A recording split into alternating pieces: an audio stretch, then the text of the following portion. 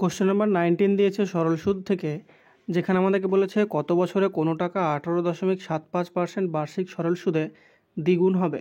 অর্থাৎ সরল সুদে টাকা দ্বিগুণ হওয়া মানে আমাদের মূলধন যদি দ্বিগুণ হয়, মানে এটাকে 2p যদি ধরি, তাহলে এখান থেকে যদি আমাদের সুদ হবে p এবং আসল সেইটাও হবে আমাদের p। দ্বিগুণ হওয়া মানে আমাদের হচ্ছে আসল এবং সুদ সেটা হচ্ছে পরস্পরের সাথে সমান হবে। এবার আমরা সরল সুদের যে সম্পর্ক সেটা কি জানি, সেটা জানি সুদ is equal to I is equal to PTR divided by 100। এখান থেকে আমাদেরকে টাইমটা কত সেটা বার করতে বলেছে, তাহলে t ইজ ইকুয়াল টু আমরা কত লিখতে পারি, t ইজ ইকুয়াল টু আমরা লিখতে পারি I multiplied by 100 divided by p into r।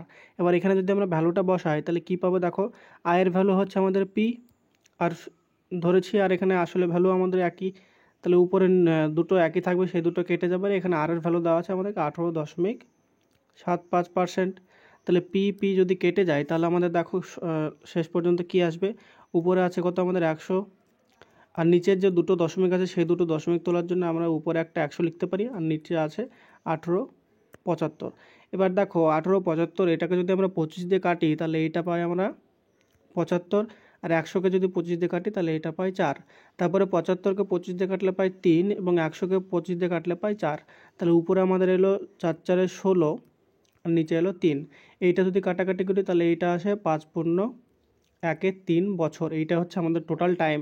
এবার আমাদেরকে টাইমটা বছর এবং মাসে দিয়েছে। বছর এবং মাস মানে হচ্ছে আমাদের 5 পূর্ণ যেটা আছে সেটা হবে 5 বছর তো হয়ে গেল, আর 1-3 যেটা আছে সেটাকে আমরা মাসে কনভার্ট করার জন্য এটাকে যদি 12 দিয়ে মাল্টিপ্লাই করি তাহলে এইটা 3 4 12, তাহলে আমাদের টোটাল কত পেলাম অ্যান্সার, এইটা হয়ে যাবে আমাদের 5 বছর 4 মাস।